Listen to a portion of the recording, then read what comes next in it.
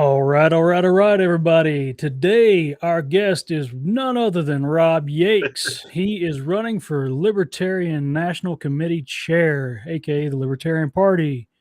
Rob, how you doing, brother? I'm doing fantastic. Thank you so much for having me. I've been looking forward to this one.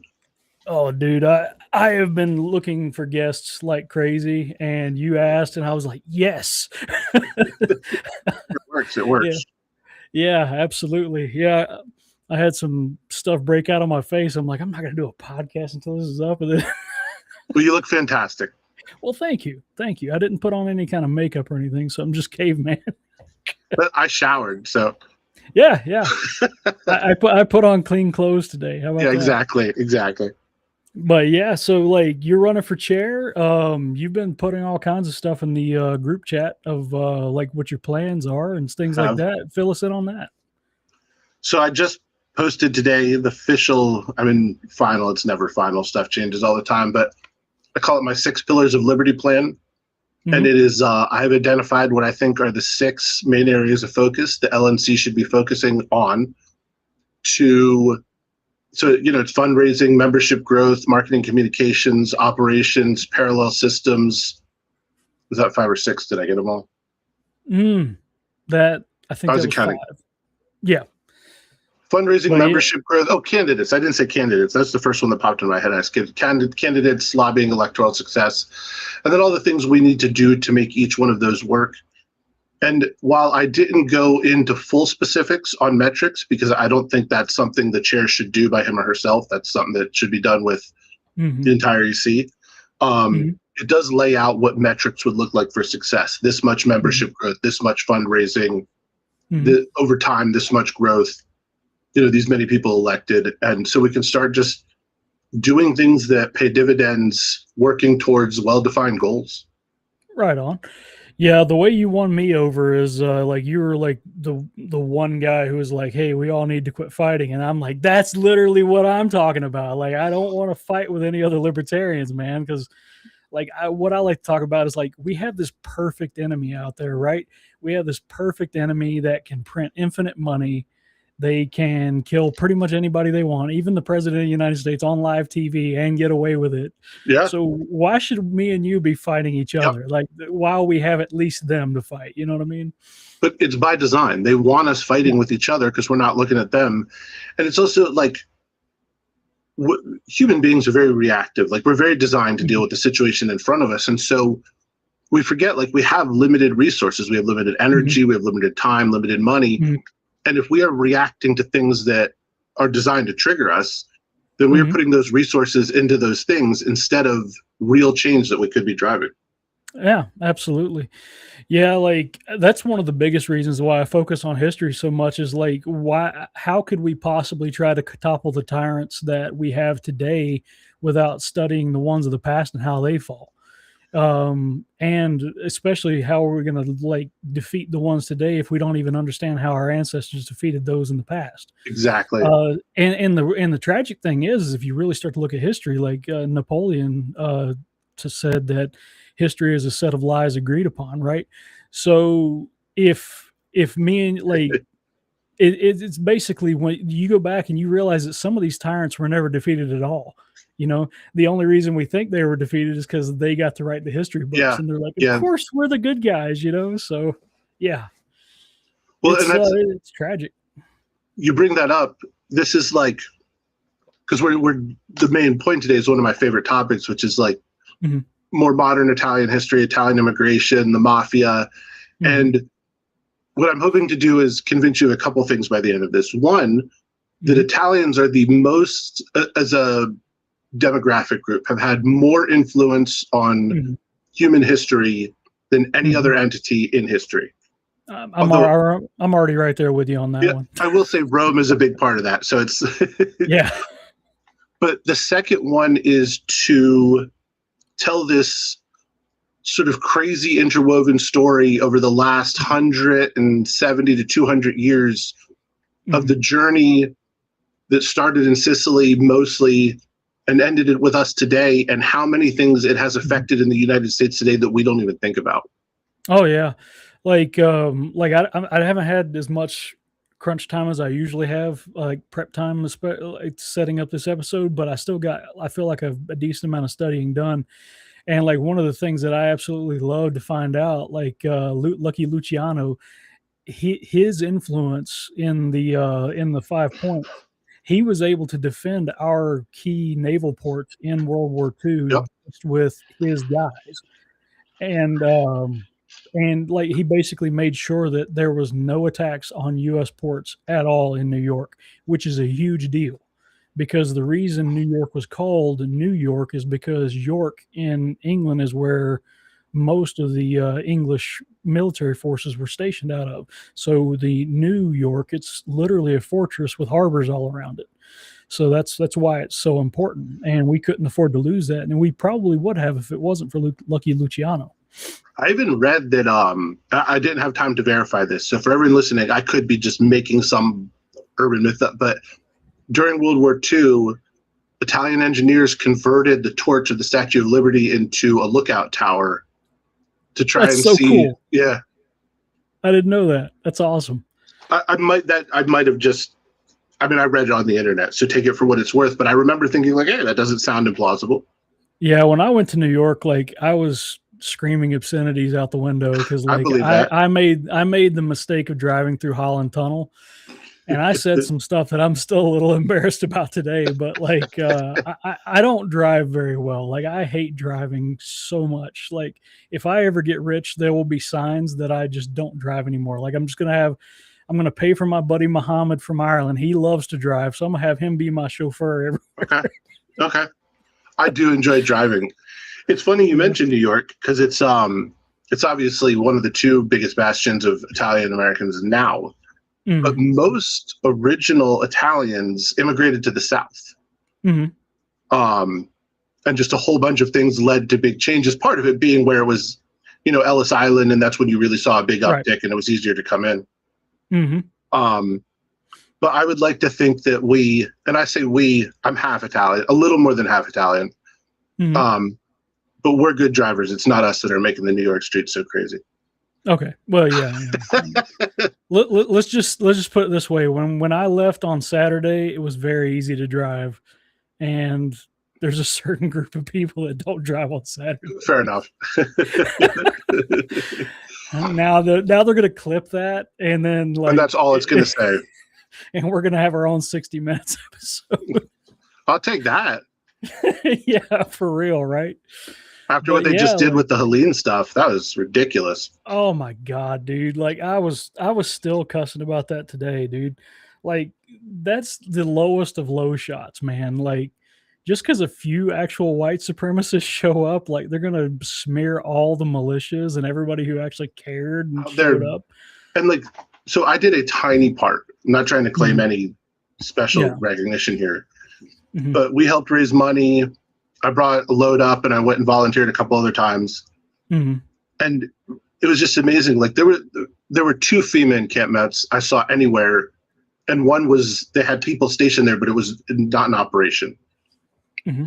The amount of people who were just coming together, like it doesn't matter what your skin color is, what your religion is. You don't have a house. Come stay in my house. You need supplies. Your kid's crying. Here you go. And just, I was like, this is amazing. This is the humanity I believe in.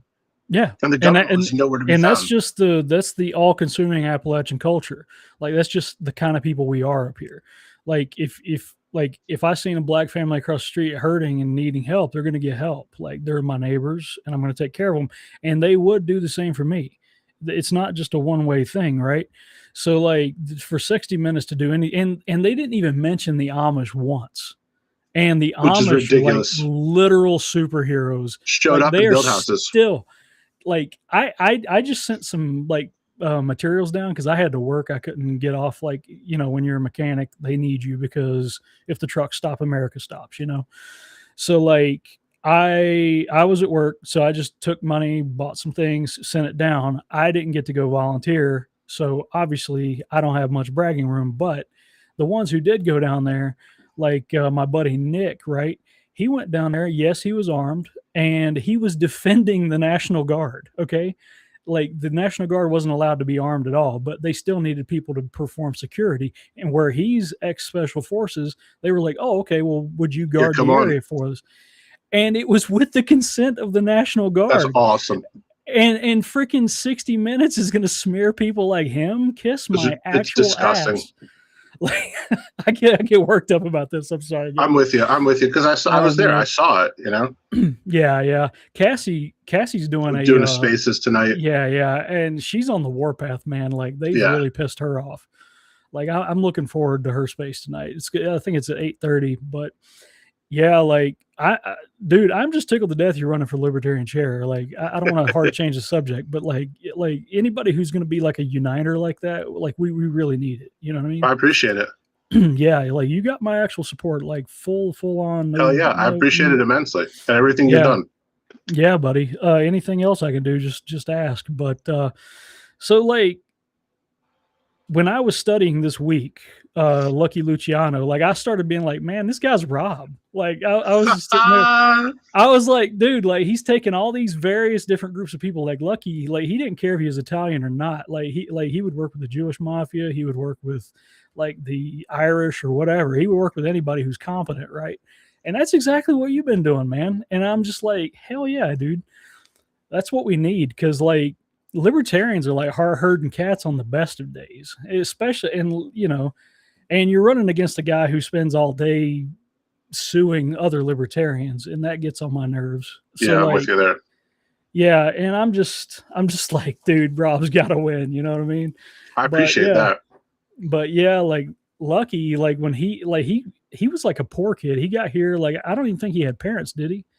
Like he got here and then he started just learning the trade of the streets, and then he just slowly became like this great uniter that set up the whole family and got rid of the boss of bosses title, I guess. I think when he moved here, it was with his family, but he had 3 or 4 siblings, and his dad was like a copper miner or a sulfur miner or something like that. Mm-hmm. And he was, it's what, 1908, something like that. So he just started working at like 12. Mm-hmm. And the network was already there to get involved. Right. Once the mafia exploded, he got all the way in. Oh yeah. Yeah. Like, one of the things that I was like reading about this week was the St. Valentine's Day massacre with like Al Capone and stuff like that. And like, it kind of stunned me because like I knew a little bit about mob history, but apparently it was exceedingly rare for any civilians to get hurt at all. Like extremely rare. Like they would go out of their way to protect their neighborhoods and towns and everything. Like these were men who were like truly loved by the community. These were not like the scar faces like you see in the movies, like I feel like that's propaganda in and of itself, being like, oh, these terrible mobsters, So one thing I found that's interesting is, and we can get into this some, but as the mafia really grew to national power, Las Vegas was considered a neutral city. So anyone could operate. No one had, none of the families had territory that was Las Vegas. And during the mafia run time, if you weren't breaking the rules or cheating people, it was considered one of the safest cities on the planet. Right. Like they protected their investment.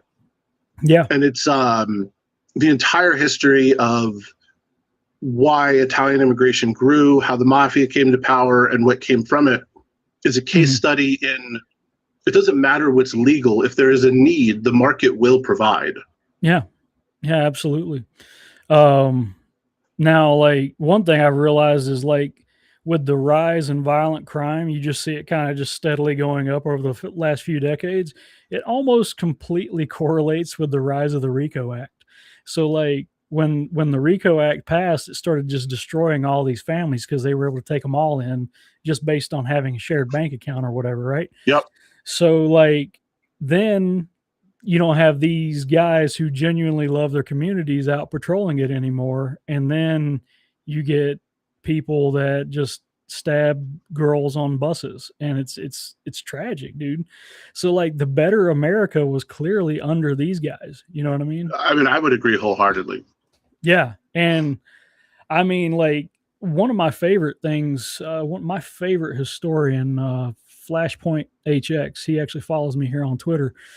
Flashpoint History. He's got like 500,000 subscribers, and like nobody ever talks about him. Like I don't believe it, but anyway, he's got this thing. Like he's mentioned a few times about how the mafia formed, right? So in Sicily, let me actually go to the presentation area here. Yep, it for some reason took that off my screen. I had it set up the other night. Well, anyway, so let's see. Yep, share screen. Let's see, because I want to show you the actual I want to show you the actual position of Sicily in the ocean. Yeah, at least Google Earth remembered where I was at. So right here for those watching, right? Oh well, come on. No, make me small. There we go. God, okay. See, guys, this is why you don't trust me with technology. All right, so if you look here at Sicily, right? About 2,500 years ago, you had Carthage, which was right here in North Africa, right? And then you had Sicily between Rome and Italy, right? So Sicily is, just by its geographic location, it is the most conquered island in human history. Yeah. So whenever a force was sailing from here, the first stop would be Sicily. They'd kick all the government out of Sicily and then use that as a base there in Syracuse and stuff like that to stage attacks up here in Rome, right? Well, the thing is, they're still Sicilians. These are people that live on this island, right? So they had to figure out some way to get some kind of continuity. And you can't be having a new government every 2 weeks, I mean, it feels like we do here in the United States, but yeah, no kidding. So you're not going to be able to remember a new set of laws every 2 weeks or whatever. However, who's the governor this week? I don't know. I didn't get that. I haven't read the newspaper in a couple of weeks. So what they did is over time, you just had this system of families develop. And they would just kind of take care of their own thing and just ignore the government completely. And there would be this omerta, which is like a code of silence. You don't talk to the new government about anything. If you need something, you go to your village elders, and they're the ones that have the families. And this is how the mafia actually, in their proto form, if you want to call it that, that's how they formed, right? So you have this, it's almost like a petri dish right in the middle of the Mediterranean that had to change governments every time the wind changed directions, right? Because, well, almost literally, because ships were wind powered back then. So yeah, no kidding. When winds were favorable, It might be a different army coming to kick your butt, right? So yeah, I mean, it's almost like the mafia formed out of just sheer need for survival. You know what I mean? And there's a very specific aspect to that. So mm-hmm. when I say Italian, without going into because you could do 5 episodes just on that, but roughly mm-hmm. I mean of Roman descent. Right. So, but Italy in the 1800s, early 1800s, was split into North Italy and South Italy. And there was mm-hmm. the Kingdom of Sicily. Mm-hmm. And the country that was quote unquote Italy began to consolidate and annex the rest of the territory. And it all stemmed from Rome, mm-hmm. but that was considered Northern Italy. Mm-hmm. I want to say that finished and we got the modern boundaries of Italy in 1871, but they annexed Sicily in 1860. Mm-hmm. And so this was really important because what you described was exactly how Sicily was operating. Mm-hmm. But it was still a feudal system. So those families had massive land plots and took care of their territory. Mm-hmm. Once they became part of the Italian government, mm-hmm. Emigration picked up. People were looking for opportunity elsewhere. There was a minor famine starting to hit all of southern Italy. There was a lot of just bad farming, soil. I forget the term, when you use all the nutrients up and they're not rotating crops properly. Right. So there were fewer people, there was less money, and the families. And the other thing is the Italian government took a bunch of the land from the feudal families mm-hmm. and started giving it to individuals. Now they thought they were mm-hmm. trying to implement capitalism. Mm-hmm. It's possible to have capitalism with government control of things. Mm-hmm. And so what happened is all of this land was not protected, and crime was going up. Crop destruction for competitors, livestock theft, kidnapping. I mean, just, real crimes of violence. And so this network that was in place rose up because the authorities, I mean, I was reading a story from someone where it was like, if someone was murdered on my land and I reported it to the authorities, they would show up in 3 days to take the body away and make a record of it. And that was the extent of police involvement we saw. Yeah. So they brought in these families and they formed a network around this code of silence. And the actual years they started doing it, no one's sure of, because they were very, very good at the code of silence part. So there was this big emigration, primarily from southern Italy and Sicily into the U.S. And in the late 1800s, more of it was actually to the southern U.S. And particularly, there was a huge Sicilian contingency in Louisiana and New Orleans specifically. Right. And they worked the docks a whole lot. And that's important because all of the dock worker training stayed with them, and the mafia would use that later on as they took over unions and began to control docks and projects. But in 1891, because Italians were not viewed favorably, they were not a well-liked immigrant. And that was not just the South, that was the North as well. They were called Dagos. The term Whigger was actually originally used for Italians. Right. So a police chief in New Orleans, I believe his name was John Hennessy. I might get that wrong. I think you're actually right. Yeah, I've heard of him. Hennessy, yeah. So he was murdered. The mayor at the time was actually named Shakespeare, which I always think is funny. But and there were two bigger families. So this mafia's outlook had sort of come with the immigrants, but it hadn't taken hold yet. It was still very much we have families and we protect our own, but you didn't have organized crime at any level. It was just this attitude. Right. And these two families were beefing over stuff with the docks. And Hennessy had uncovered evidence and was going to be able to put 3 key members of one of the families away. Now, the story at the time was that Hennessy had uncovered new evidence that would actually put the other family away, key members. Right. And he was going to submit that evidence to the courthouse. On his way, he was shot in the head and killed by 7 people, I want to say. The police response was to tell the police force to arrest every single Italian they could find and put him in the jail.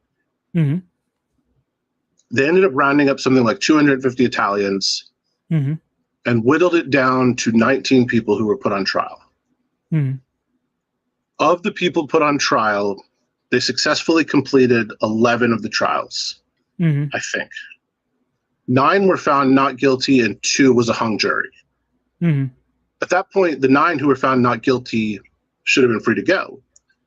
But they were put back in jail, so there were still 19 in there, on another charge that was waiting to murder someone, which shouldn't, if you're not guilty of the murder, then you can't be guilty of waiting to commit a murder. But right.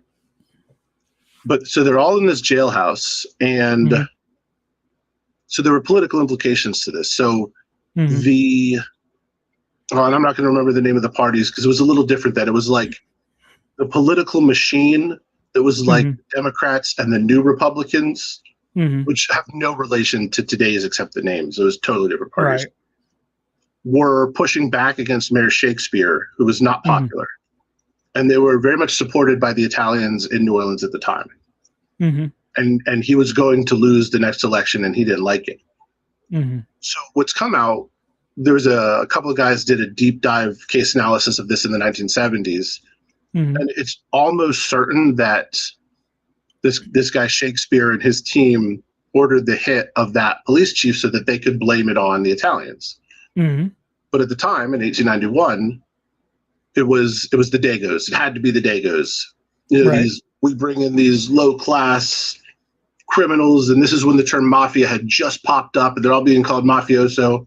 Mm-hmm. So a lynch mob of thousands of people, including a future governor of New Orleans, a future congressperson from New Orleans, some of the richest families in New Orleans, a future governor of Louisiana, excuse me, Mm-hmm. showed up at the courthouse, battered down the door, and killed 11 of the Italians who were in the jail. Mm-hmm. And it remains the single biggest lynching in United States history. Dang. Wow. So I have never heard that before. Wow. Okay. I had heard the Hennessy name, but I haven't heard that. That's cool. In response, the Italian government pulled its ambassador from the United States Mm-hmm. and actually threatened to go to war for failing to protect Italians in America. Mm-hmm. And so the U.S. had the first official, I don't think it was till 1901, because there were 2 more Italians lynched in the next 10 years. It was a whole diplomatic mess. Mm-hmm. But the first official recognition of Columbus Day was, I believe, 1901. And that was sort of an apology to the Italian government. Mm-hmm. And it's funny because Columbus Day has become such a cultural flashpoint now. Yeah. Most Italians then didn't care. Yeah. They loved Americo Vespucci. He was an Italian who sailed under the Italian flag, but Columbus sailed under a Portuguese flag. He was sort of, okay, cool. Yeah. Yeah, Queen Isabella and King Ferdinand. A lot of people think that they just paid him to go away. They didn't really. Because he was a pain in the ass. Yeah. Well, he also everybody's like he knew the world was around. People knew the world was around for 1,000 years before that. But the thing is he thought it was pear shaped. Really? Yes. Interesting. I can see that. The dude who actually discovered that the world is round wasn't Columbus at all. It was it's his name is Euripides or something like Euripides. that. Yeah. So what he did was he realized that on the pillars of his home, the sun, when it came down, shined the shadow at a very specific angle. But the thing is 500 miles south, he realized the shadows at the exact same time of day were a little different. And he started to calculate the shadows, and he was, so he just kind of trigged that out and did some geometry. And he's like, oh, so the earth has to be at least 7,000 miles round and wide, right? Well, he was only off by about 1,000 miles. So that's pretty good. But I was reading about a guy I wish I could remember his name, but in the 1710s, I think, who measured he hung marbles from the ceiling in his shed, and he hung one really far from a big one and then one really close to a big one, and then measured the micron difference. I mean, I don't know if it's that small, but between the two as they swung back and forth. And he used that to successfully calculate the mass to gravity ratio and essentially discovered gravity. Oh yeah. One of my favorite books. They just made a movie out of it. The Project Hail Mary. He wakes up with amnesia on a spacecraft, and he's actually sitting there with a paperweight, just dropping it on the desk, counting it with a stopwatch. And he actually does the math, and he's like, it's 15.5 meters instead of 9.8. He's like, I'm not on Earth, because he's got amnesia when he wakes up from the coma, so he doesn't remember that he's in another solar system. Wow. But yeah. So I'm looking forward to the movie. It's the one with Ryan Reynolds. Yes, the movie is so good. Dude, I believe it. Dude, I've read the book 5 times. It's that I'll put it on my list. Okay.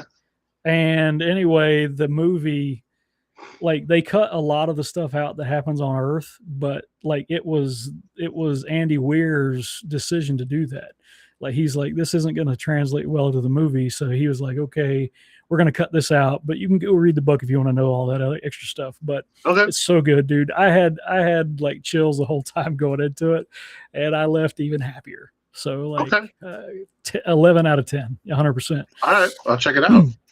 But yeah, like back to like how this guy, like where he basically rigged that trial, right? Well, the same thing happened with Al Capone. Like when he finally got caught for tax evasion, the judge bent every single rule that he possibly Yeah. could bend, right?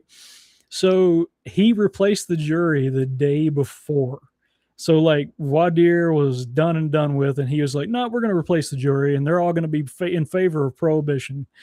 And then to beat all, he blocked a guilty plea. So like, doesn't matter if he pled guilty or not for like a plea deal, like it's still going to trial. And yeah, so Al Capone obviously ends up going to Alcatraz, and there his brain rots due to syphilis and stuff Yeah. like that. But yeah, it's I've crazy, seen his man. cell. I went to visit.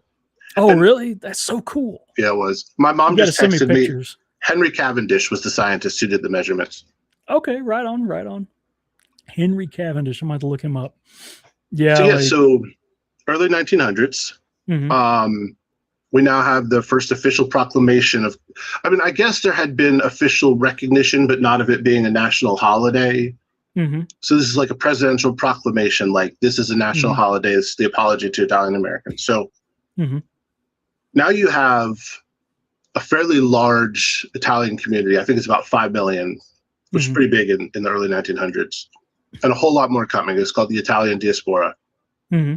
And they've settled now, I mean, all over the country, like huge populations in Chicago, California, still in parts of the South. There are 2 small towns in North Carolina that are still almost exclusively Italian. Mm-hmm. But you're seeing most of it at this point in New York, New Jersey area. Right. But there's still a heavy anti-immigrant sentiment.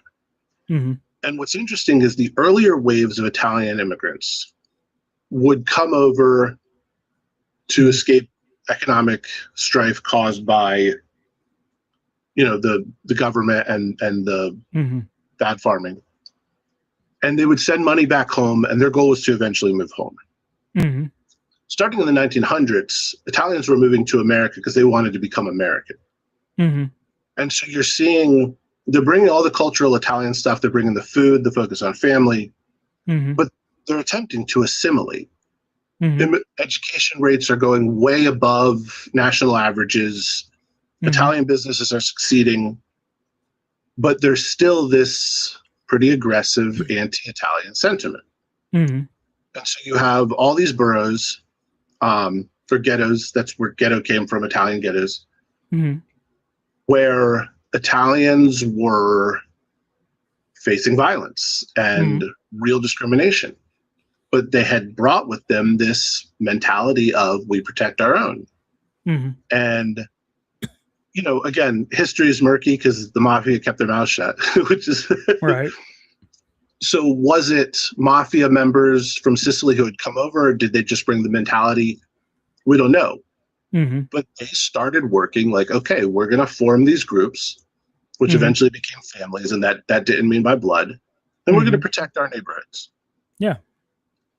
And it worked. Yeah. It worked very well. And they began to work together. They'd promote their own businesses.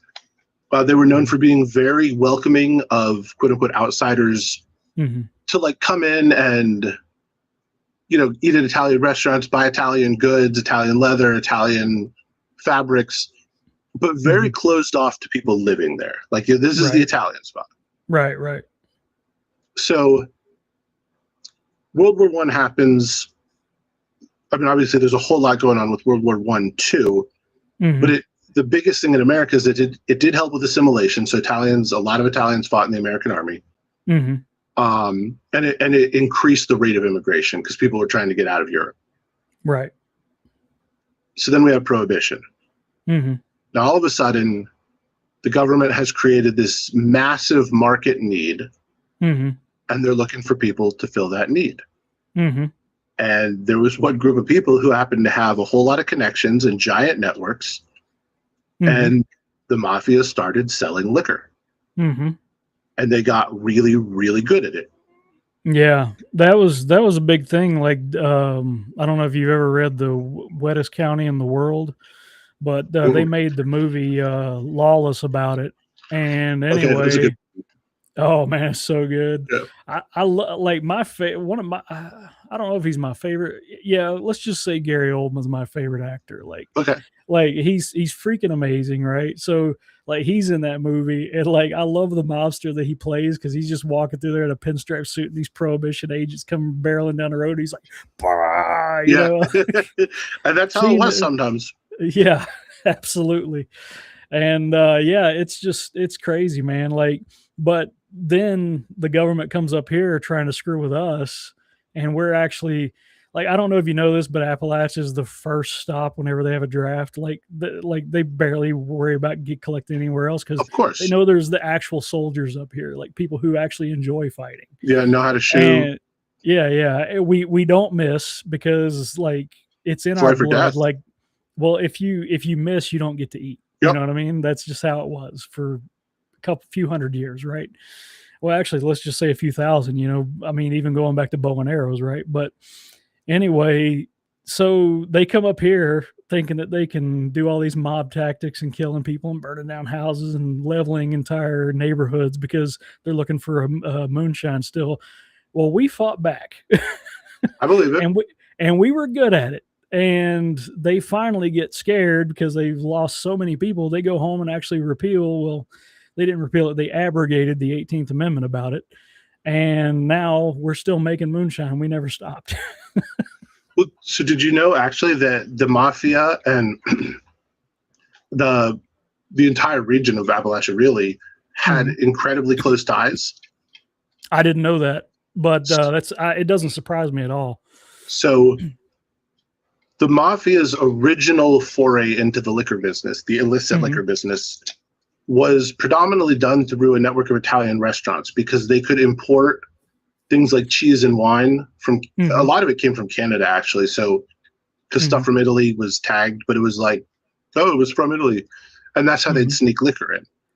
But then Right. you're dealing with multiple layers of possibly getting caught. Once they discovered how good Appalachian moonshine was, Yeah. they were like, if you get it to us, we'll sell it. And Right. because we don't have to pay off all these people, we can pay you more and we still make more money on it.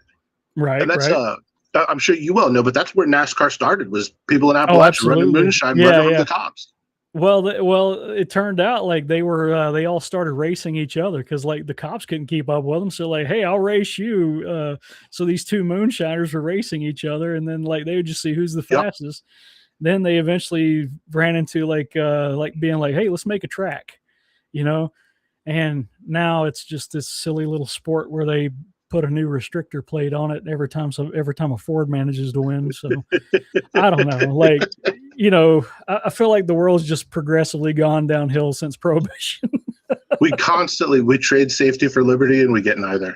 Yeah, exactly. And it's just, I don't know, man. Like this hero worship shit. I just wonder if we're ever going to get rid of it in humanity. Come on, like, you know what I mean? But yeah, so like it was like, I don't know, like one of my favorite stories, right, is it's not about Al Capone, but it's about this dude named Count Victor Lustig, right? He was a con man. He wasn't a count. He had like 40 different aliases. Victor Lustig is probably not even his real name. His real right? name. Yeah. So like he had like 40 different aliases. Like we kind of think he was born in Bohemia. That's about all we know around the 19th century, right? So one of his favorite scams was selling what's called Roman boxes, right? So what he would do is take a 100-pound note from, let's say, his mark, right? Okay. And he would put it in this machine, and it would have all these fancy gears and winding, whirring noises and everything like that. And he's like, this is going to perfectly replicate your $100 bill. And what we're going to do is we're going to take it, we're going to put it in there, and we're going to go to dinner. We're going to have a nice dinner. We're going to eat. We're going to get shit-faced on wine, whatever. And then by the time we come back, it's probably going to be done with the 100-pound bill, right? Okay. So he goes, wines and dines his mark. They're having a good time. They come back, and Inside the machine is a perfect other $100 bill. And the guy's like, whoa, this actually works, you know? So like, he's like, I'll sell you this machine for 10,000. Wow. The machine doesn't make shit. Of course. Wow, that's brilliant though. Well, it gets even more brilliant because like Lustig, he knew that nobody would ever report this as a scam because like in order to report it, you have to be like, hey, I was trying to money. Yeah, I was counterfeiting money, right? Well, Lustig is one of the only guys who ever conned Al Capone and walked away with it. And Al Capone wasn't even mad about it. Okay. So this is outlined if you want to know more about it. It's in the 48 Laws of Power by Robert Greene. So he's talking about Count Victor Lustig went to Al Capone and he said, Mr. Capone, if you give me $50,000, I can double it within 3 months. Okay. And Al Capone looks at him like he's stupid. He knows he's a con man. He knows he's being played for a mark, but he's going to humor the guy. So he gives him the 50,000 and he says, double my money 3 months, right? And he's like, yes, sir. Double your money in 3 months. Okay. Count Victor Lustig walks away with the 50,000. He puts it in a lockbox and doesn't do anything with it for 3 months at all. Doesn't do anything. He finally comes back, gets the 50,000 and goes back to Mr. Capone. And he says, Mr. Capone, I'm so sorry. I wasn't able to double your money, but after much sacrifice, I have managed to return the 50,000 that you originally gave me. Okay. I wasn't able to make any profit. God knows I need it. I'm desperate for it. And Al Capone is just sitting there like he was about to kill the guy. He was already starting to tense up, right? But then he relaxes back. He's like, by God, you're actually honest, aren't you? Like he was just stunned that this is an honest guy, right? So Lustig is like, sir, I am so sorry I wasn't able to double your money. I understand that was the agreement, but I have returned your money to the penny. Here you go, right? And Al Capone counts him out $5,000, and he's like, here, this is for being honest and trying at least. Wow. And all Lustig wanted was $5,000 to begin with. That's a hell of a gamble. It was like, especially like dealing with somebody like Al Capone, because like this is the dude who like he'll kill you. I won't think twice. Oh yeah. The St. Valentine's Day massacre was crazy because like he had these guys pretend to be fake police officers, and he actually had a car that looked like a police car. He pulls into his competition's warehouse and says, hey, this is a raid by the police, and they look like police, so the guys get against the wall and everything like that, and they got their hands up. And at the signal, the fake police usher Al Capone's men in and just spray them all down. Wow. And then I didn't know the police part. Oh yeah. So it gets even better. So like what happens is, to keep the public from freaking out and calling the police, because nobody had cell phones back then, you actually had to go somewhere with a telephone to call, right? Well, he makes a big show of it that the fake cops arrest his guys and are leading them out under gunpoint. Wow. They all get in the paddy wagon and drive away. By the time the actual police get there, there's no evidence whatsoever. Okay. One of the guys that got shot inside, he was still alive. He had been shot 14 times. And he was so terrified of Capone, he wouldn't even say who shot him. That's crazy. That takes some balls too. Yeah, big time. Like he was like, nobody shot me. Dude, you got 14 bullets in you. So here's an interesting mafia fact. There were rules.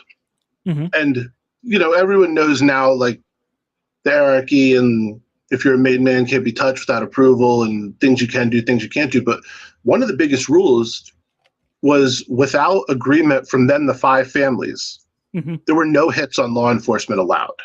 Yeah. And that stemmed from the killing of John Hennessy and how much backlash it drew. And so they were like, if we have to kill a cop, it is the final step. We've tried paying them all off. We've tried everything else. So for him to go in so brazenly and pretend to be the police, I mean, look, Al Capone did a lot of bad things, but he's a bit of a visionary. Yeah, absolutely. Yeah, he was definitely more willing to use violence than Lucky Luciano was. Like Lucky, like he considered violence like it was just messy. Like he wanted to be a businessman and a uniter, and like Al Capone, like they could never prove that he was involved in any of this violence. They ended up, the only thing he ever got caught on was tax evasion. Yep. Which, go figure. But Yeah. yeah, like they found like a ledger in like a linen closet or something like that. I forget, like a maid found it, and she was like a confidential informant for the FBI or something like that. But like it shocks me because like the FBI at the exact same time, they had a program where they were actually poisoning American citizens. Yep. 10,000 people died. That 10,000 died, but through what alcohol? Like countless more would have been stricken blind or disabled as well. So like, yeah, like that's just how many died. Like we're talking maybe hundreds of thousands could have been stricken blind, like permanently disabled from this. So just because they wanted to poison alcohol instead of taking it, so they wanted to make it not safe to drink, and scare people. Insane. It is. There's the government for you. And they get mad at us for calling the FBI a terrorist organization today. Just a couple of years ago, they were trying to kidnap Governor Whitmer themselves. 12 people in that conspiracy, and only one of them wasn't a criminal informant. The guy who was originally the lead on it is in jail now because he beat his wife almost to death at a swingers party in front of like 20 other people. Yeah. That's how crazy. insane is that? Yeah, it's absolutely insane. Man, it's crazy. Like I really think the reason they went after the mafia is because they had such high public favor and they were such good businessmen that it was actually a threat to the authority of the U.S. government. Well, like, they would consider them a competition thing, So when Mussolini came to power, because nobody knew what fascism was then, it's like, just like communism, like it's like, hey, this sounds like a good idea. No one had seen what either of these things could do, what totalitarianism could do. So one of Mussolini's first things was to crack down on the mafia. Right. But there was an established network in the US already. So a huge percentage of the Sicilian mafia just came to America. And that's when you had the development of like, these codes are now written in stone, and we're going to break out the 5 families, and we're not going to fight with each other. Like, we're going to have rules of engagement. And that's when organized crime really came to be a thing in the US, buoyed by the power of selling alcohol during Prohibition. Yeah, it's crazy. Like especially like up here in the mountains, we used to make it, and we still do. We make our own medicine. Like you can make plant medicine with alcohol, right? I've watched some of your videos. Yeah. So like a lot of these, like there's plants growing in your yard right now that you could just chew up for snake bites, and people don't even remember them anymore because they were successful in taking that part of our culture away. So many people don't realize that, oh, hey, this plantain plant, I can chew it up and put it in a snake bite wound and it'll leach the venom out. And you can eat it because it's good. It actually just tastes good straight off the ground. Yeah, plantain is delicious. Yeah. And it's just like during the during the Great Depression, one book that I was reading while I was getting my haircut waiting for a haircut one day, they were interviewing a guy who lived around here, and they was talking to him about the Great Depression. And he said, well, we didn't really notice. I had to get my haircut at home for a while, and I had to roll my own cigarettes. And that was the extent of the Great Depression around here because people were just that good at living off the land. Okay. But, even now, like people are like, oh, I got to go to Burger King, I got to get a DoorDash, and stuff like that. And it's kind of the reason why I'm always such a wet blanket to the guys who are really chomping at the bit for a civil war, because like if the supply chains collapse, 200 million people minimum are going to die. Yeah. Because that's how many people and that's just the people that like don't know to go run and hide, and then the 100 million are probably going to, that's left are probably going to be like, oh, let's eat each other, and we can't go down that road. It's like you say, every vegetarian in 2 weeks will be eating puppies with a spoon. Yeah. It's not a joke. It'll be a rusty spoon. Yeah. It's going to be a rusty, filthy, dirt covered spoon too. Like people don't realize the kind of animals we turn into when you run out of water and food. Like, I mean, and you're in terror all the time, and every human represents a potential threat. Yeah. Yeah. And like, you can't trust anybody. You don't have family anymore. You know, a family member just wanders off the town one day thinking they're going to go get supplies, and you never hear from them again. Yep. You don't even know what happened. You just never hear from them again. Yep. And that's it. And that's the reality of actual violence. Like, you know, anybody who actually understands violence is going to be extremely slow to agree to it, because there's no going back. Machiavelli said it himself. You can choose when to start a war, but nobody gets to choose when you stop one. So, you know, it's just, you know, we got to figure out a way to work together. You know what I mean? And like, it's hard to get across to some people, because like, I feel like I've given that speech a lot on Twitter. It's true. I mean, people glorify violence. Mm-hmm. They think, I don't know, there's like some romance to it. Mm-hmm. And certainly there can be in retrospect, but if there is, it's because of how horrific war is. It's like, you made it through that. Okay, there's something romantic to going through the worst thing imaginable and coming out the other side. Yeah. Did you ever watch MASH? Yes. Yes. I love that. I love that speech he's given at the operating table. He's like, war is hell, because, you know, war actually affects the innocent and the guilty. Like, yeah, exactly. Yeah. I think about that so much. Well, and it's, I mean, the mafia understood it. Like, were they capable of incredible violence? For sure. Yeah. And they were willing to use it if necessary, but everything they did was to avoid violence. Everything they did was to make money, keep production lines going, meet market needs. And then whenever there was violence, it was because the government stepped in. Yeah. The government drove the Sicilian mafia here. The government made alcohol illegal and created this massive market need.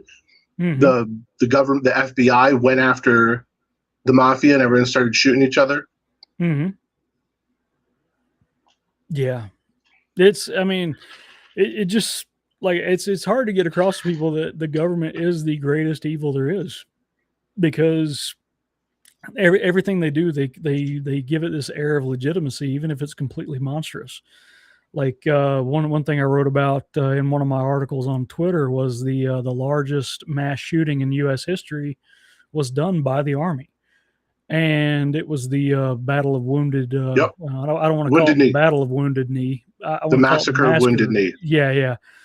It's absolutely psychotic. Those guys got to keep their Medal of Honor, but I mean, that's Pete Hegseth for you, I guess. But well, and that whole thing happened because they had the natives coming in to turn in their guns. Yeah. They were actually there at Wounded Knee Creek to turn in their guns. And a deaf guy didn't understand to put his gun down at a certain time, and the soldiers grabbed him, and somebody's gun went off. Like, there's obviously conflicting reports and all that, but the thing is what happened after that is what's really monstrous. They searched out the kids, the women. Yeah, the women, the children. Like, the women were shot in the back, and they had papooses on, like, carrying their babies. Like, and they found bodies in 3 miles in every direction. And this was the Army that did that. They had a Gatling gun. When the people started running, they just started cranking. Yep. And they only stopped when they ran out of ammo. Yep. And it's crazy. Like, that's the biggest, that's the reason I named this podcast the Great Object Podcast, is because, like, as Patrick Henry said, the militia is our only safety. There can be no security without it. The great object is that every man be armed. I don't care if you're black, white, Jewish, purple midget with a wooden eye. If you are heavily armed in so much as to make somebody think twice about screwing with you, you are as safe as you're ever going to be. Like, you're not perfectly safe, but you're as safe as you're ever going to be. You're never perfectly safe. Exactly. And anyone that's telling you are is lying and trying to sell you something. Exactly. And I mean, it goes back to what you were saying a minute ago, trading safety for security and getting neither. Liberty for Franklin. Yeah, liberty for security. Yeah. Man, like, I need a bigger head. Anybody know where you can get a bigger head from? Because, like, I gotta remember more stuff. Well, we mentioned fascism earlier. What was the first thing Hitler did when he decided he was going to start getting rid of the Jews? He disarmed them. Yep. Exactly. That's not an accident. Well, see that, and I hope somebody clips what I'm about to say, because this is very important. If the Jewish community really stops to think about it, it shouldn't matter. It should not matter one bit if a new Hitler comes along. Because if they are heavily armed enough, they can be like, okay, whatever, try us, nerd. Yeah, try it. Exactly.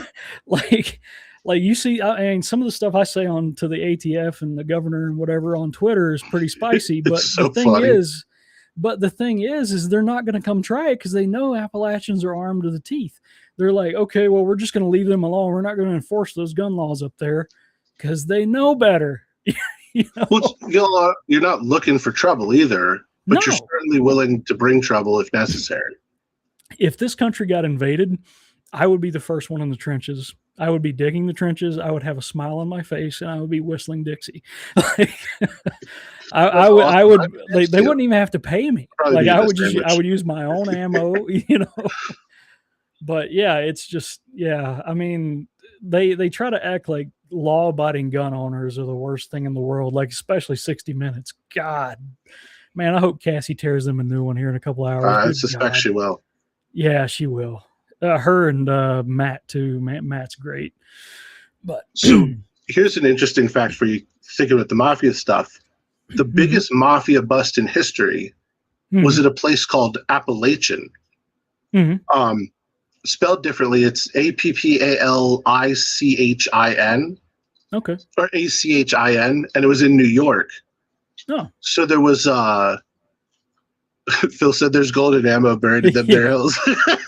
Damn right, brother. Like most of it's mine. Like I don't trust banks at all, dude. No. Like it is rare for me to have more than $100 in a bank. Like I kid you not. Like I'll buy gold coins and I'll make these waterproof canisters out of like the pipes that you would do like a sewer system from Lowe's. And I'll go bury them in the woods. I won't even take my cell phone with me. Like nobody's tracking those. They can never track it. Smart. Yeah. Because if the shit really does hit the fan, like you still have something of value. Well, also I've got so much ammo that I can't possibly carry it all if I got to run away from the house. So like, why not have stashes buried everywhere? But yeah. I think it was San Jacinto earlier said something about Club of Rome. I don't know what that is. Do you know anything about that? No idea. Yeah, I'd probably have to get with him here in a minute and ask him. And then Jade of All Trades says Copperhead Road, man. Dude, I absolutely love that song, dude. It comes on like twice a day on my playlist on Spotify. Well, there's a larger point. Like, and again, the mafia proved this. Like, most people aren't looking to go out and be violent and hurt other people. They just want like an opportunity to, work for the things they want and spend some time with their family and friends. Yeah. So when the government's failing to do that, someone's going to step up and do it because that's a valuable service. Right. There's and my mom is listening, so she'll be happy to hear this, but there's a few stories from my family. Like if you have Italian roots in the US, you have mafia connections, even if you don't know it. Like it's it was so pervasive. But so my mom's family is from Hamilton, New Jersey, which is predominantly Italian, followed by Puerto Rican. And there was certainly a large mafia influence there in the early 1900s. But in like the 1940s, my aunt and uncle were at home. People didn't lock their door then. So like 2 a.m, the door opens. My aunt's freaking out. And my uncle goes downstairs. And there's a guy in a real nice suit just sitting on the couch with his top hat down. And my uncle turned around, told his wife, go back to bed. What's going on? No, go back to bed. I went back to bed. He came downstairs the next morning. There's just $100 bill sitting there. They didn't ask any questions. And that's great. But they knew, like, no one was going to hurt them. They were there watching their house. But there was an enemy. And I love that story. Absolutely, man. Yeah, like just the like, I forget which town it was up here in the hills, but somebody told me about it. I'll try to look it up and get you a source for this. But so MS-13 tried to move in with all their violent BS. Their motto is kill. They're terrorists. Yeah, exactly. So they tried to move in, and a bunch of country boys like took care of them. Like I believe it. Yeah, they didn't call the cops. So to make sure MS-13 got the message, they were left laying out on the sidewalk, head to toe, like in a line, just presenting them. And apparently that message was perfectly received because they never came back. Yeah. Yeah, I mean, that's how Law and Order I think should work, like the mafia way. Because like clearly, if you take like this stuff with Irina Zarutska, the Charlotte authorities nor the feds seem to have any interest in making sure that the family has justice. Yeah. And it's disgusting, you know, and that's the one thing that I think is going to eventually wake the normies up, because it's things are at a boiling point right now because there is no law and order, and the anarchists like Phil, like their argument is made stronger every single day because they're like, see, look at the government, they're not doing anything good, they're only doing evil, you know. And eventually that bubble pops and everybody just kind of chimps out for a while until they, you know, find some stability somewhere. If someone tells you they're going to keep you safe and they continually fail to keep you safe, mm-hmm. then you're going to start taking safety into your own hands. Yeah. I've talked about the Irina Zarutska one multiple times, and I'm not some sympathizer with DeCarlos Brown, but I do see that's a failure of the system. Like, this guy was clearly a violent schizophrenic. Like, he should have been in a mental ward a long, long time ago. Right. But have you seen Stephen Horn's new thing? Cooper released him. Wasn't it like one of the ones that was released because of COVID or something like that and overcrowding? Is that it? I don't know why he was. Well, Okay. So DeCarlos Brown, I mean, this story is shady. So there was a magistrate, not even a judge, in Charlotte, who was receiving huge amounts of money from, I know we love to say Soros-funded stuff, but this one was actually part of the Soros network of funding, like, you know, criminal like justice, or, you know, right. We've wronged marginalized communities, so we need to pay reparations through relaxed criminal justice. She owned a stake in a criminal mental health ward. So she would do a pretrial intervention and send people to that place. They would stay for a week to a month. They would get a huge payment from the state, and then they'd be let out and said they were fine. He'd been in there something like 11 times. I mean, when he's talking about there's things in my head, she's listening to my thoughts, that's not, and multiple examples of violent crimes before, that's not someone that should be on the streets. Yeah. But there's so many others. Like, there was a guy arrested in Raleigh, I guess last night, for stabbing 2 people, who had been let out after less than 2 years. And I know you're on YouTube, so I don't want to get you kicked off, but violently assaulting in the bad way, so to speak. Not that there's a good way, but a 7 and an 8-year-old. Oh, God. And just spent less than 2 years, let go, and now he kills 2 people. But yet Cooper released like 3,800 people during COVID. Some of them were doing life in prison for murder, and he just let them go. That's yeah. I don't know why we aren't up in arms yet. Well, see, like, I know like a lot of people are against the death penalty and stuff like that, but I have absolutely no pity on these people. Like Rorschach from The Watchmen. I'm one of my favorite characters of all time. Oh my God, dude! Like that. I'm not in here with you. You're in here with me. Yeah, that was epic. But like that scene where he catches that good dude who like killed that little girl. What are you gonna do? And that guy's like, he's like, call the cops. I'll confess to everything. Yeah. He's like, you don't call the cops for a rabid dog. You put him down. Yeah. And then he just takes that meat cleaver and just that's exactly how I feel about anybody who dares to hurt a kid. Did you know when it was? And I think Miller wrote the graphic novel for it. But he originally intended Rorschach to be like bad, and not a bad guy, but like this is a fascist guy, and as he got into it more, he was like, he became the most sympathetic character because he had a moral code. Yeah.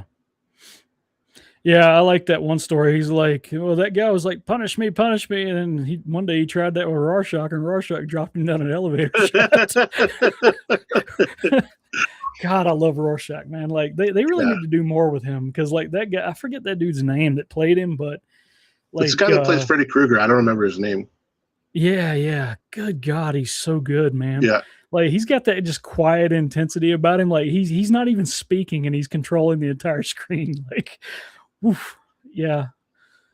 Phil says, "I don't trust the state to do it without hurting the wrong people. If you can't someone in the act, if you can't catch someone in the act, decentralized justice is the only real justice." Yeah, I can agree with that. Like I wish we could trust a justice system, Phil, but like it just seems like that's the only way we're ever going to get justice because like these guys clearly have no interest whatsoever in taking care of the Epstein list. Like they're going to keep letting these guys get away. They're going to keep just doing whatever they want, and they're going to take care of their friends, and their friends are the ones like Dennis Hastert, a Republican. He was 3 steps away from being the president at one point, and he was a child, I'm going to say abuser, because we know what I actually mean. We're playing nice. Yeah. We're playing YouTube skirt the rules here. But yeah, like it's just, it's disgusting, man. Like, of course, eventually the bubble's going to pop because like people just don't live in lawlessness for very long. Like they just can't psychologically tolerate it, So I've been pretty outspoken in opposition to the death penalty, but it's exactly for what Phil says. Like, right. Like this guy that kidnapped that 7-year-old and tortured her, and it's all on camera and got the death penalty. I'm not going to shed a tear, Yeah. But my solution would honestly be I would build a massive prison complex in like northern Alaska and just send them there and lose the key. Like, to me, that's probably worse than the death penalty. Well, go ahead. I was going to say, coming back to the original topic, who was real good at cleaning up messes was the mafia. Like, you're not killing the wrong person. They didn't have a big ceremony. It was just simply, he needs to go. Okay. Right. Yeah. Like, so like my thing is like, one of my favorite books ever is Dune by Frank Herbert. I don't like a lot of libertarians haven't read him, and it's a tragedy because like he's probably one of the greatest anarchist authors that has ever walked the earth. But like in especially book 6, he gets more into like just government and like what it would take to make a just government. And so he's talking about like the difference between depriving a man of 1 hour of his life and depriving him of his life. There only exists a matter of degree. Yeah. So either way, you've taken energy from him and said that you own him, right? Well, now if you go back to thinkers like Adam Smith, he said mercy to the guilty is cruelty to the innocent. And there's 2 schools of thought when it comes to criminal justice. It's John Stuart Mill's right about that some too. I can't remember. I don't know. I don't think I've read him. Yeah, I have to look that up. But like, so like one of the things is it's better to punish 1,000 innocent than 1 guilty get away, or is it better to let 1,000 guilty go than punish 1 innocent? And like, I'm of the opinion that 1,000 innocents should go free. Yes. Like, 1,000 guilty should go free Rather just than to preserve 1 yes. innocent. But when you got dead to rights proof, like on camera, like DeCarlos Brown Jr., like there's no question about it. Like, we need to publicly display his remains. I'm going to put that in YouTube speak, to where everybody knows what happens when you do that again. Like, there needs to be public display, But yeah, if we can't 100% prove they did something wrong, then absolutely not. I'm 100% against the death penalty. But there are actual demons out there that need to be dealt with. Someone actually posted today that they should put a bullet in a gun and leave him in a room chained up and give the gun to the father and let the father close the door behind him and decide what to do. Right. That's like, I mean, if you're really looking at it objectively, that is potentially a lot of pressure on the father asking him to take a life. But like, I know what I'd do. I mean, I'd shoot him in the balls and then sit and watch. Yeah. Like, stomach wound. Like, Yeah, exactly. we're gonna be hanging out for a while. Yeah. Like one of my favorite books is The Name of the Wind by Patrick Rothfuss. Yeah, it's incredible. Do you think? Quick side note: are the Doors of Stone ever coming out? I think it's scheduled for release in like 2075 or something like that. Yeah, seriously. God. Okay, apologies. Keep going.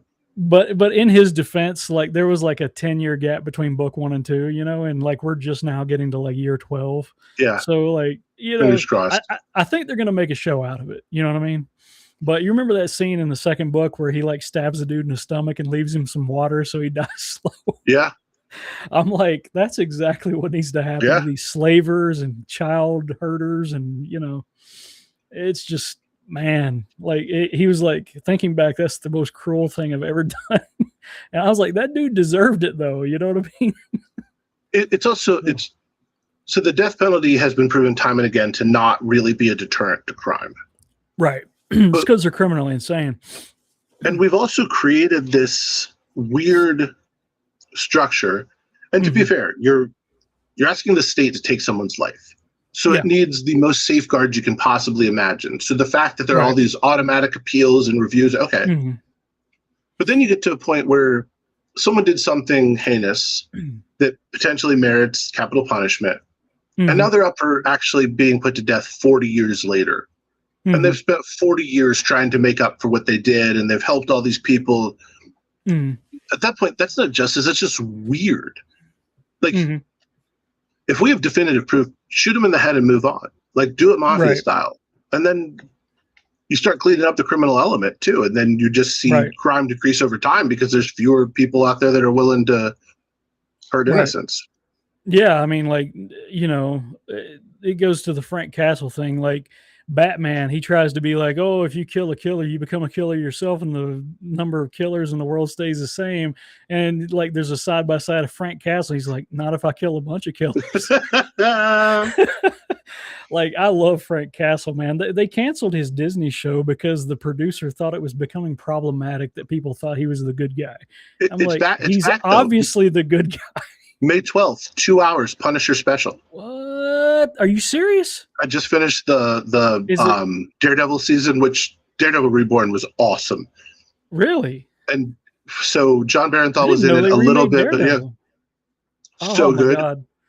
Dude, my favorite 2 Marvel heroes of all time is Frank Castle and Daredevil. Like, it tickled me to death that they both got shows and then they canceled them. And this is news to me. I didn't even know they bring. Yeah, Daredevil's back, and he'll be in the new Spider-Man movie along with the Punisher. They're doing a new Jessica Jones. They're doing a new Luke Cage, and they're doing a new Defenders.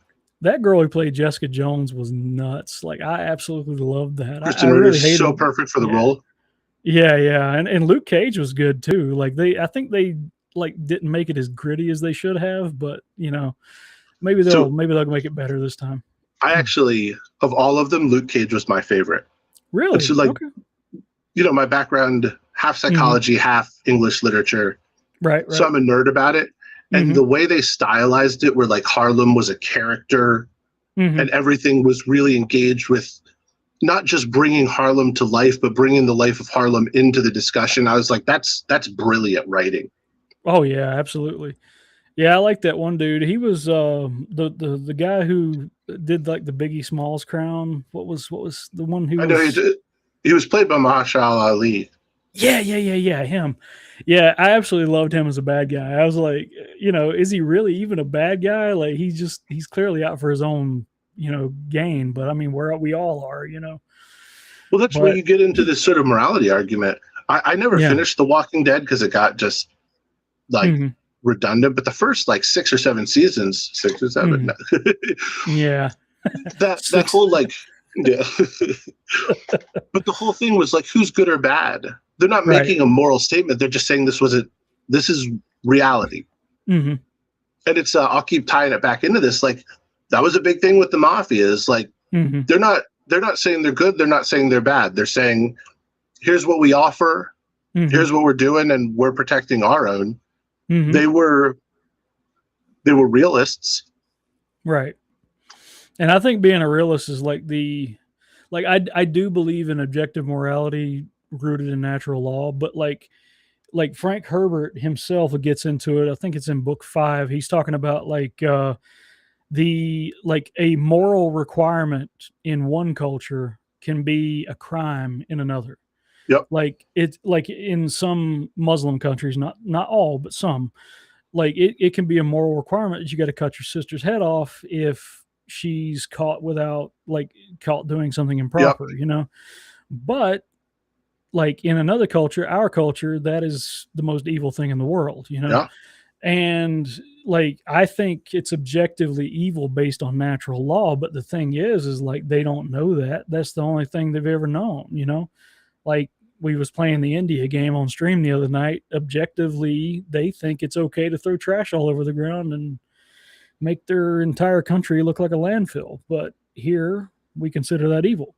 Yes. But it's just it's a dicey subject, you know. It just comes down to, I think, in my opinion, based on natural law, what is objectively good is things that generate wealth, life, and security.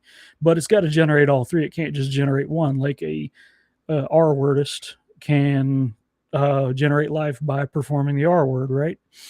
And generating wealth, you can do that by stealing. Like, but it needs to do all three. You know, like it has to objectively produce life, wealth, and security. And that's what traditional right-wing beliefs generate, you know. The biggest massacre in human history until we dropped the bomb was the Aztecs during the and I mean this is like what 1640 or something, but there was a major drought, and in 3 days they sacrificed 80,000 people at the top of the temple of their sun god. Yeah. By chaining them down and ripping their hearts out. Yeah. But they really believed that was going to save so many more people because there was no rain.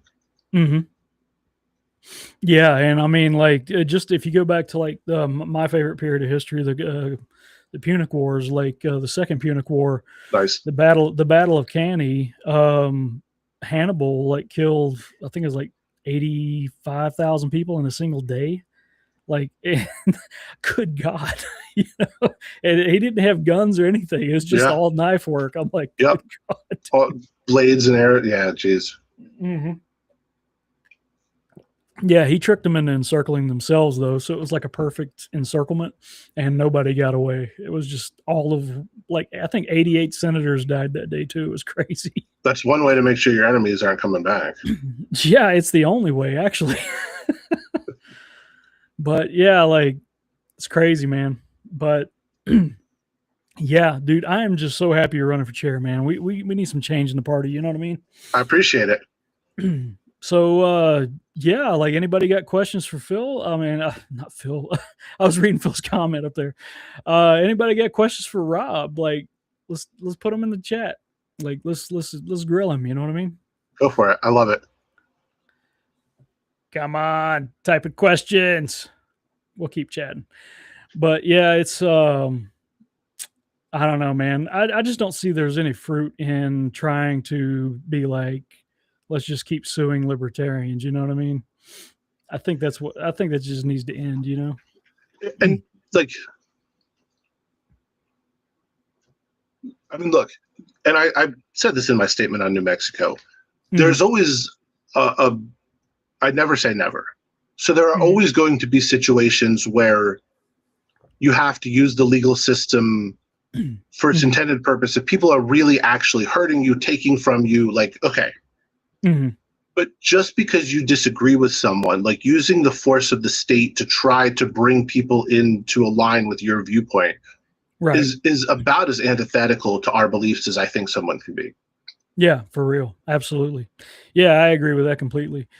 Yeah, it's just, you know, there's got to be an actual victim for there to be a crime, in my opinion. You know, other than that, it's just whiny, nonsensical noises and crybaby. I really honestly believe that a whole lot of it is that we don't have like a discrete set of goals that we can focus on and put energy into.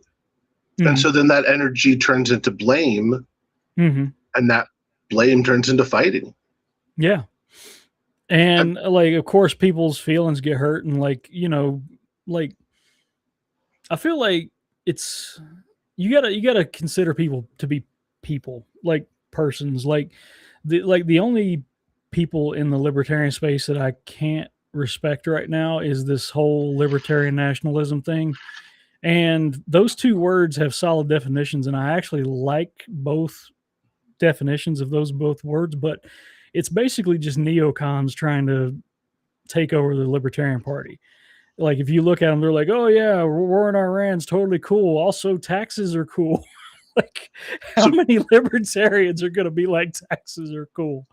I read an article maybe in February about immigration, and I made the case in that article that you can't have libertarian nationalism, that they're contradictory, but that I certainly think there's room for libertarian patriotism. And in fact, that is at the core of a decentralized governing approach. Like, we should be for all people. Like, we should be understanding that we are part of a global community and advocate for liberty everywhere. But then we take care of our country, and then we take care of our state, and then we take care of our locality. I have no issues with that. I do, and I say I'm with Phil. Like, anything the government does, I'm pretty like skeptical of at best. Yeah. But purely in terms of sort of a sphere of thought influence, like, I love this country. Like, I consider myself so fortunate to have been here. I lived in a communist country for 2 years. Really? If you haven't been to a communist, well, we lived in Hong Kong, but it was after the takeover. It was before the national security law, but you're already seeing the influences, and we traveled China a whole lot. Oh, wow. And cool. You have no, and look, I'm not knocking China. Like, there's some amazing things, some beautiful culture, some incredible food, but there is also a whole lot of really, really bad. Like, they say they ended poverty. Well, yeah, because the poverty rate there is like $1 a month. Right. You know, people on the streets, missing limbs, like starving, not having freedom of speech and being warned about it. Like, oh, you're an American coming in, there's a pamphlet, like, don't bring in a Cosmopolitan magazine, don't bring a Bible. These things will get you in trouble. It's crazy how bad it can get. And then, you know, we're like fighting over each other over the words that we use instead of being appreciated that we are still able to use them, and looking to the people that want to take the words away. Like, that's who we should be fighting. Yeah, like my ultimate immigration beliefs are based on like that quote by Teddy Roosevelt. He said, there can be no divided loyalties. You're either a whole American or you're not one at all. And like, he goes on to say, like, anybody who comes here and assimilates themselves to us, then they should be treated just like anybody else. They're one of our brothers or one of our countrymen.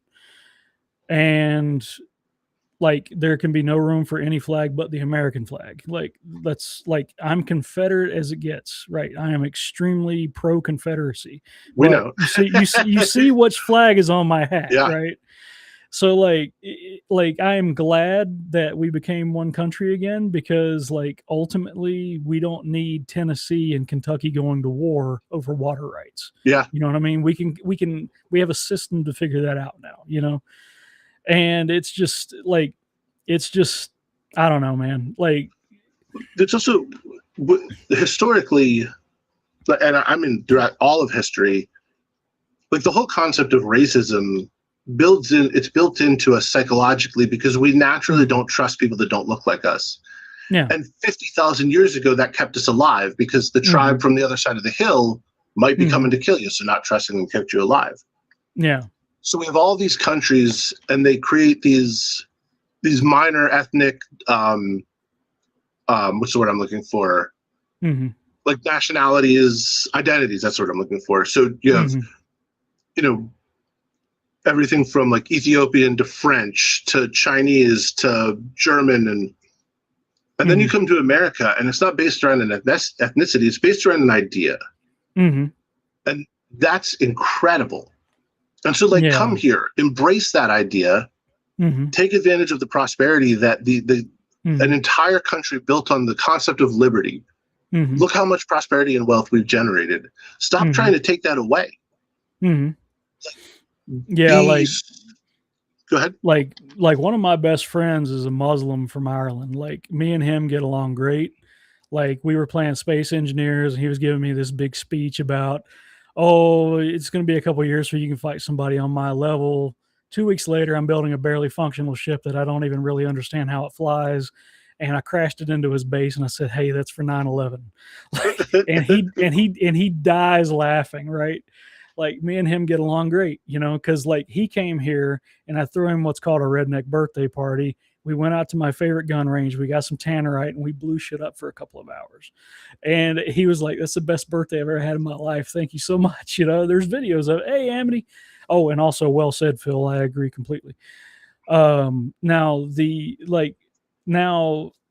that's one of my best friends, Muslim, right? But there's a Muslim in the Virginia State House in the Senate right now. His name's Saddam Salim. Yeah.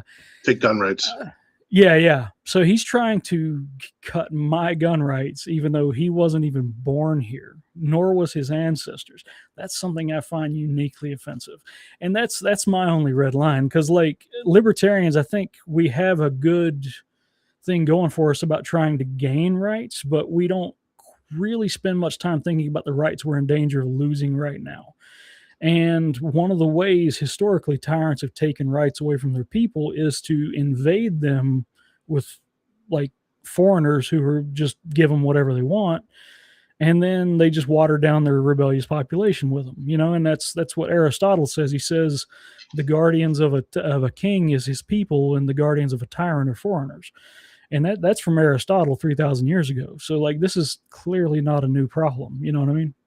So I think you hit on an important point. I've talked about this a lot, and I'm pretty like free movement of peaceful people. But government involvement in immigration has failed every time. And what we have now is not a bunch of, troubled or economically less fortunate people per se coming to America seeking a better opportunity.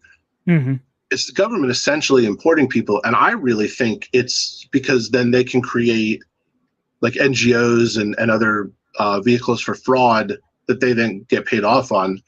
Right. Like they covered that fraud in Minnesota. And I was like, oh, here's my surprise face. Like that's going on everywhere, because it happens with immigration. It happens with healthcare. It happens with, food companies. It happens with drug companies. Like that's the whole MO. So it is equally destructive to our freedom to try and pick and choose and control everyone coming across the border as it is to start shipping people in. Yeah, in some cases, I kind of consider like the legal immigration worse than the illegal immigration, because like you take the Mexicans that were coming across with Biden, like a lot of them were just Catholics. They were just trying to get a good job, and I'm cool with that. That's fine. Like, but like the ones that they're shipping in from like places like India, they're willing to vote away our gun rights. Like they'll do literally anything the government tells them to do, because that's what they do over there, And they come from a country that has 0.3 guns for every 100 people. Yeah, so I saw that stat. That's crazy. Oh my God, it's like. And I mean, and like the guy I mentioned, the Salim guy, like he's not even the main problem. Like of the 100 people in the Virginia House of Delegates, I think it's like 50 of them aren't even from Virginia. And then 10 of those aren't even from the United States. So like just because they've like, and that's why Abigail Spanberger chose Hashmi as her running mate, because Hashmi was born in India. That's our lieutenant governor here in Virginia right now, is whatever her name is, Hashmi. And the Indian population in Northern Virginia, they voted for her based on nationality. And being there. Being a race thing, right? So sure, welcome them if they're willing to take our rights seriously. But if they're not, then they just need a GTFO. And I mean, like, we can't, like, once a government is successful in disarming its people, that's when the actual killing starts. You know what I mean? Without a doubt. And it's not even like, oh, that's when it might start. This historically, 100% of the time in history, every time a tyrant has successfully disarmed their people, then there has been a mass killing. Well, Like the and look at the Armenian setup. genocide. We got flock cameras, Palantir, national databases, Real ID. Yeah. They're just And it's waiting for crazy. something to push it over the line. Yeah. Yeah. And it's, and I'm hoping the bubble pops before the golden chains are finally finished cooling, because, I mean, they're going to make sure people are comfortable with this AI Big Brother 1984 state. But the thing is like, I don't know, man. Just so many people are so comfortable being like, "Oh, I'm just going to watch the game and order DoorDash," and they don't understand that. The proles from 1984. Exactly. And just as Winston said in that book, he's like, if there was any chance at all, the hope lies in the proles, But you made an interesting point there. Would you say it was half of the Virginia legislature wasn't born in Virginia and 30 weren't? Yeah, the governor's from New Jersey. So what that tells me is it's not the people that care about Virginia, it's people that care about the power that comes with being a politician. That's what they're chasing. Yeah.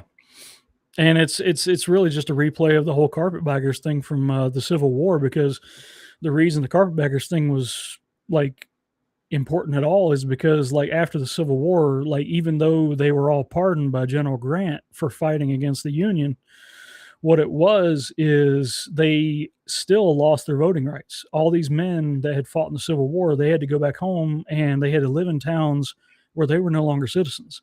They could not vote at all. They couldn't run for office or anything. But all these Northerners kept streaming down over the years. And they would vote away. And they would get the offices and then like make their lives worse down there. And that's where you get, like, that's the actual root of the KKK, is because William Bedford Forrest decided to lead a guerrilla war against them during Reconstruction.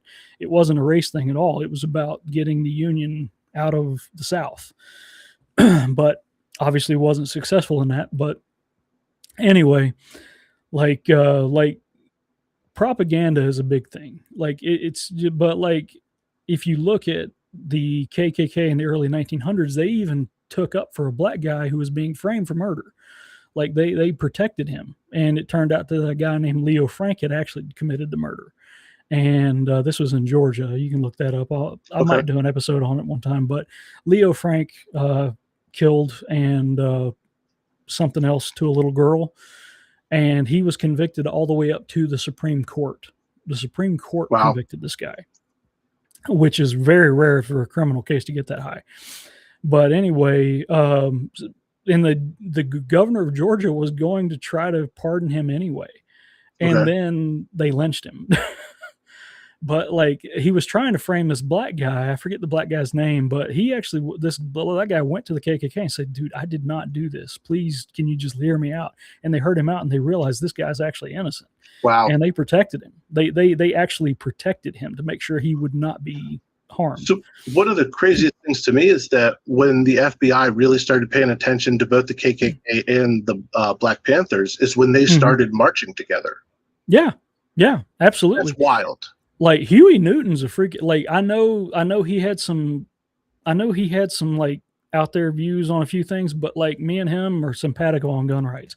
Like Huey P. Newton, he was like, and this is the chair of the Black Panther Party. He said, that any unarmed people are subject to slavery at any given time. And I'm like, dude, preach. Yeah. Like, yeah, it's just, man, like, like they try to erase things like that from history because they need to spin a narrative to build government control. And then to make us hate each other or some boogeyman. Yeah. And one of the big things and one of the biggest functions of propaganda that nobody really pays attention to is that they muddy the waters to where people don't know what to believe. Like, it's not just about convincing you of a certain narrative. It's about, I don't know. I'm tired. I'm going to go watch the game. And then they win. They win because you turned on the game. Create enough cognitive dissonance that you don't care. Mm-hmm. And that's the proles. Give them their football. That is. And it works, and it's tragic. But, we're coming up on time here, man. Like give us your plugs. Like what we need to do the homework. Like I gotta get the homework out of you. So what I like to ask my guest for is a a physical task, a mental task, and a social task, because we got to be mind, body, and soul and community to So be better people. I think I have some good ones for you. Go. So for the social task, Mhm. think of a person with whom you've lost touch, whether because of a disagreement that's escalated more than it should have, or just because of life, and get in touch with that person. And it doesn't have to be crazy, but just like, hey, I want you to know I'm thinking about you. And then ask that person to pay it forward. Right. Okay. For the physical task, find a 5-minute transcendental meditation recording and do that while sitting in an ice bath. Ice bath? Oh, I don't know if I could do that. I do one every day. It is the most invigorating thing imaginable. Really? Oh my God. I've never, like, I've washed in the river when the power's out, but that's as cold as I've got. No, I try to get into 32.3. It's the lowest my chiller will get, and I try to do it every morning. Right. I do 7 minutes, because after that I start to go numb, and then I don't know if my body's shutting down or not. Oh man, that's got to be some kind of like tantric thing. Like you're hearing the. And for the mental task, 3 poems from my favorite poet, T.S. Eliot. Read Little Gidding, read The Wasteland, and read The Hollow Men. Okay. This is the way the world ends, not with a bang but a whimper. Yeah.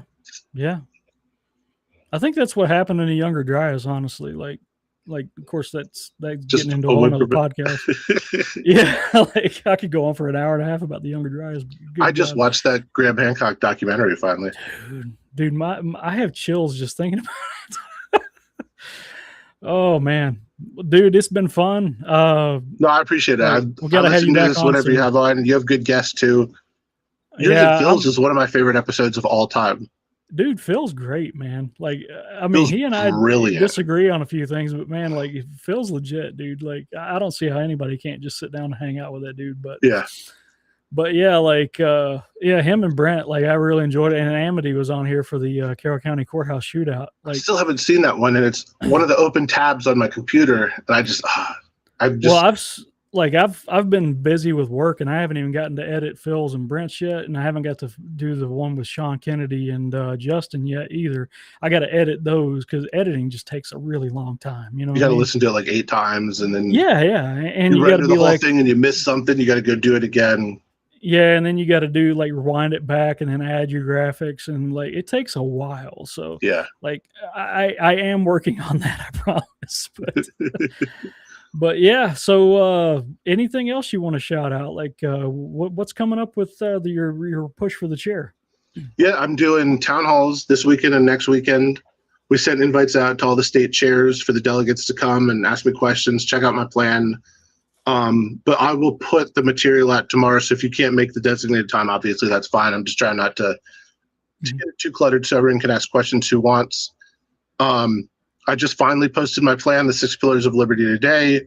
It's up on the Torch on, I don't want to get the website wrong, thetorch.media. I was going to say thetorch.com, so I'm glad I looked. Okay. And it lays out all my thinking going into the plan, the analysis I did to get there, what my background is, and how it drove the formation of the plan, and then the plan itself. And if you want to chat or argue or tell me I'm right or tell me I'm wrong or whatever, reach out anytime. Like, I'm one of the easier people to talk to out there. So absolutely. Yeah, I've never had a problem talking to you, and like I'm just like, hell yeah, man, he's running for chair. I'll support him. I even just yeah, so like everybody make sure you're in Cassie's space tonight. This is going to be a big one. Like we cannot let this go unanswered. Like this has to be like Appalachia getting in there being like, screw you 60 Minutes. You know what I mean? Because they're trying to conflate everybody who tried to help when the government was doing nothing. They were trying to, like when the government was actively trying to ruin people's lives that had already been ruined. That's when all the people showed up and made everything better. And no questions asked. Just how can we help? Yeah. And they didn't ask for payment or anything. You know, like churches immediately within days were filled full of, like they couldn't even hold services in them. That's how much gear they had in there, you know. But yeah, it's, you know, apparently the government doesn't like it when they get showed up, but whatever. I've got some subscribers I need to shout out here. Well, I meant to keep the, there we go. I don't know what I'm doing, man. Let's see. Dude, what did I do? Oh, there we go. Okay. I can't get this to save my life, man. Like, I suck so bad with technology. Anyway, I got to give my subscribers a shout out here, like Bridget Morgan, 3 Stand for Truth, Hanover Boxer, Sage the Wise Guy, Tennessee Militant. That's George. He's down in Tennessee. If you know a gun range that needs cleaned up, that dude's addicted to brass. Federal Farmer, Kenny P, Lauren Nan, Desert Ranger, AppTac USA. He sent me some cool stuff. Toasted Snickers, Patriots Day, America Only, Skinny Kenny, and Rodgosh, the Skildlings Helm. Thank you guys so much for supporting the show. Thank you so much for supporting the channel. You guys are fantastic. Anybody else that wants to subscribe and add to this, please donate to Rob's campaign. Let's make the world better. This is Travis J. Wells of the Great Object Podcast. This a pleasure. Thank you for having me. Absolutely. And until next time, the great object is that every man be armed. Thank you and good night.